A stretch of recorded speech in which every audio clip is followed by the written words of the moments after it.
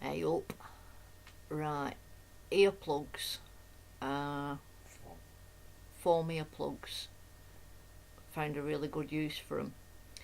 And I couldn't put the other video up in part. Shut up! I couldn't put the other video up until I put this one up because it shows them. So you've got to straighten it. Have all your tools ready. Straighten it. Squish it as straight as possible. Compress it, but keep it as straight as possible so it's a small straight cylinder.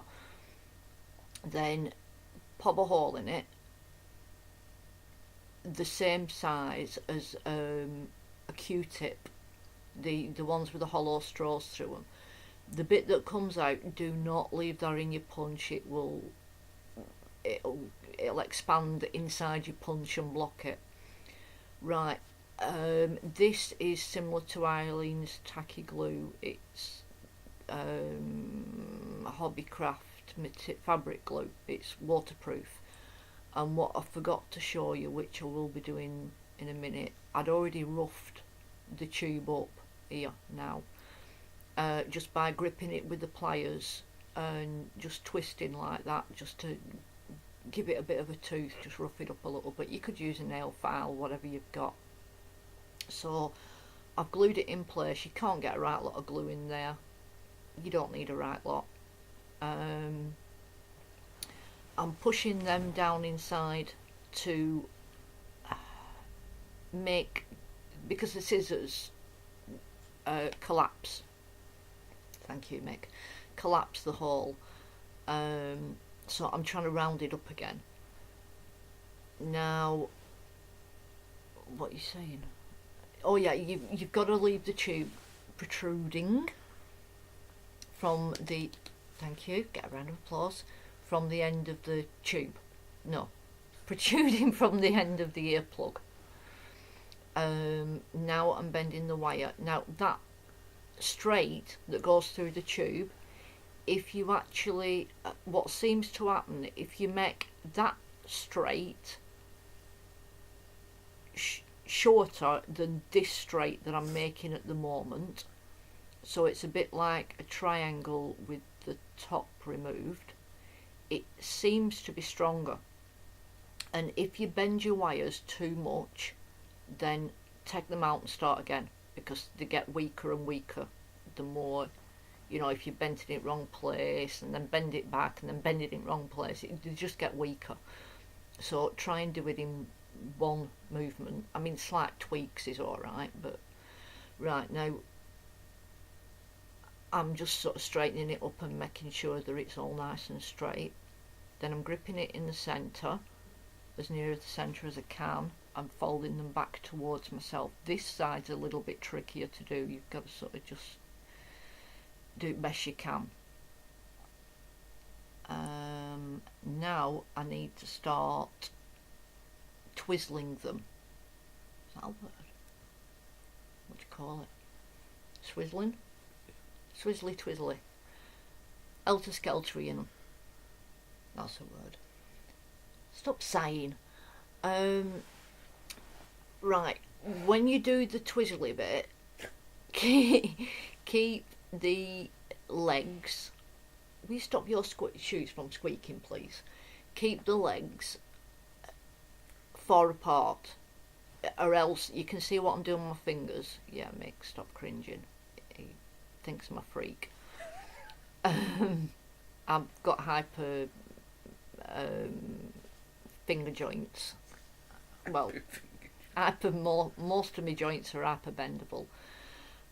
Right, so keep the legs wide apart as you're swizzling. Then you get a sturdier stick, and it looks prettier. It's just stronger, you know. And what tends to happen if you don't do that, one wire does all the work.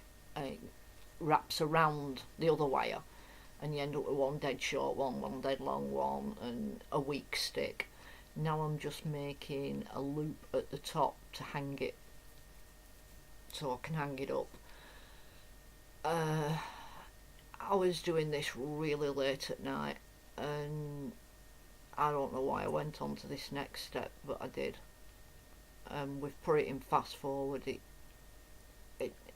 it's simple to follow, sort of. You know, if you want any more direction than what you can see, then just ask. Right, what I'm doing here is the one that I've been using. You get a slight build up around the edges, because when you're brayering off, you can't put an whole lot of pressure on it, so you do get a slight build up. Just be aware of that, clean it off, squish it with your fingers if it gets too sharp and it's leaving drag lines in your paint.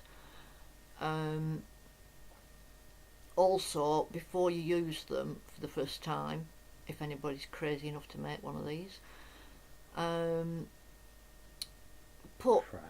prime it, yeah, with a few coats of paint. Roll it in the paint so it's evenly distributed, and let it dry so it'll stop it from sucking up all your paint and not giving anything back.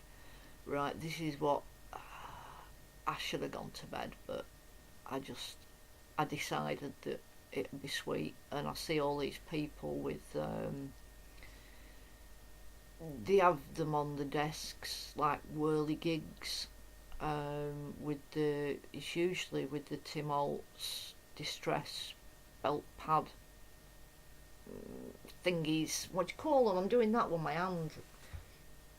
Yeah, I think they use them for stamps, like date stamps, but it's for the Tim Holtz distress smudgies with the felt pads on, the Velcro. You got me one from America, and then I got one in that huge lot thing that I got.